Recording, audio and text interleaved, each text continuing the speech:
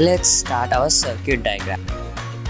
Required components for this experiment are an LED, a switch and a cell. Now let's start constructing our circuit. First, take a switch, a battery and an LED. Connect the terminals of the LED to the switch and the other terminal of the switch to the battery and the negative terminal of the battery to the LED bulb.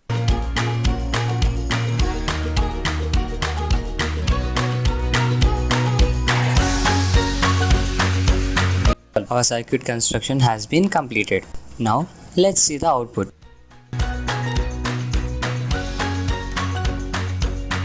As the switch is in off state, we can see clearly that the LED bulb doesn't glow.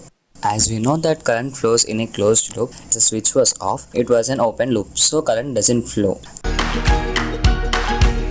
Now let's turn on the switch.